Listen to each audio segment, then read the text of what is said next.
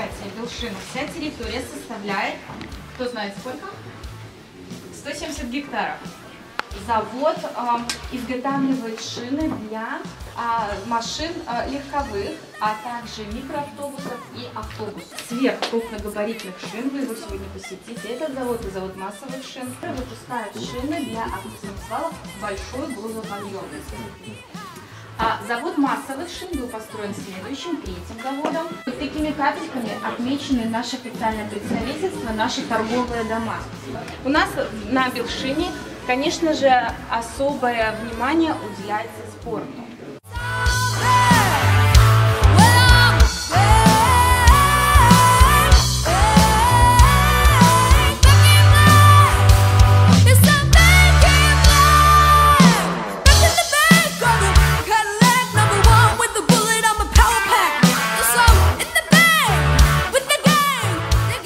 На сегодняшний день предприятие имеет 4 шинных завода, один механический завод, два завода вы сегодня посетите. Так? Да.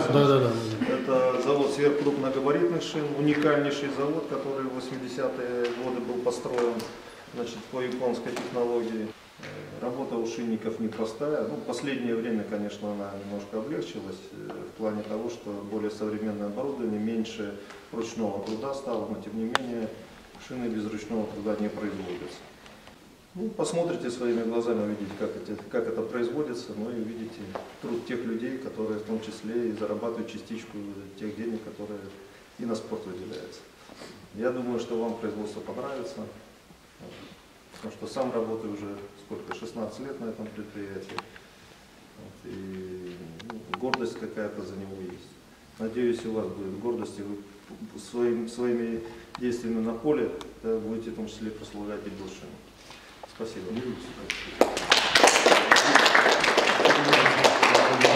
Благодарна возможность посетить ваш музей, предприятие. Это наша вся команда со всеми автобусами. Так это музей надо. Пожалуйста. Подставочку сделать, Сергей Александрович, и поставить в музей. Сделаем. Ну что, все выдвигаете, да? Может, вопросы какие-то есть? 20 числа, я думаю, что не подведете. Первый тур вряд ли я смогу, но на 20 числа приду, посмотрю, как вы играете. Спасибо. Будем ждать. Сейчас вы посмотрите и вкратце ознакомитесь с тех процессом, каким образом и как производится наша кормилица, наша шина, какого труда это стоит.